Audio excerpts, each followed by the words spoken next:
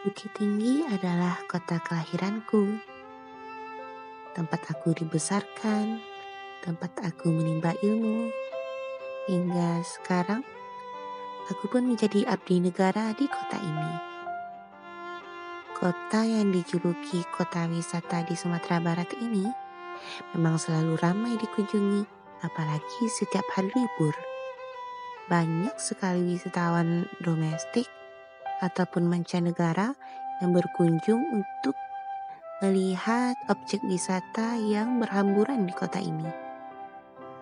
Bangga karena kota asalku ini selalu dicari oleh orang-orang untuk pergi merefreshkan otak mereka dari kegiatan sehari-hari.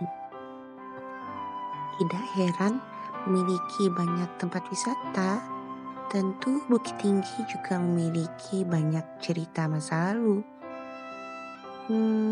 Di antaranya pada masa penjajahan Belanda, masa penjajahan Jepang, ataupun masa baru mencapai kemerdekaan, Bukit Tinggi pernah menjadi pusat pemerintahan Sumatera bagian tengah.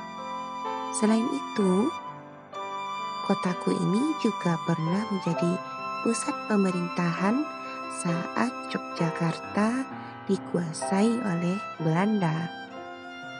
Itu pada tahun 1948 sampai 1949.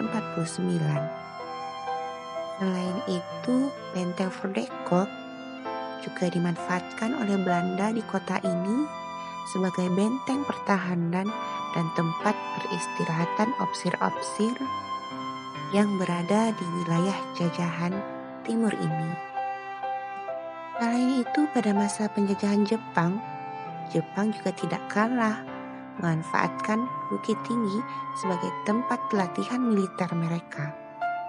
Dengan adanya lubang Jepang di sepanjang Ngarai Sianok sebagai buktinya. Selain itu, Jepang juga pernah mendirikan pemancar radio terbesar di Sumatera sebagai pusat informasi untuk menunjang kepentingan Asia Timur Raya menurut versi Jepang.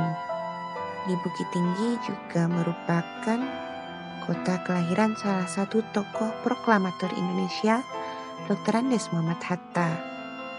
Dan rumah beliau dijadikan sebagai objek wisata untuk melihat sejarah kehidupan beliau semasa muda di Bukit Tinggi. Banyak sekali hal yang membuat saya sangat bangga menjadi warga Bukit Tinggi. Banyak yang bilang kota ini sangat sejuk, kemudian warganya sangat ramah, membuat saya semakin excited untuk tetap membangun citra baik di kota ini.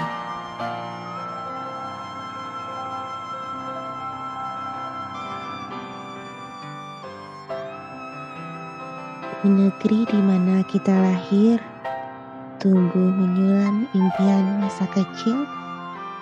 Di tanah negeri ini kita hidup, dari air bumi ini kita minum. Dari udara alam ini kita bernapas. Jika semua ini tak cukup bermakna bagimu, lalu dengan apa lagi kau akan membanggakan bangsamu?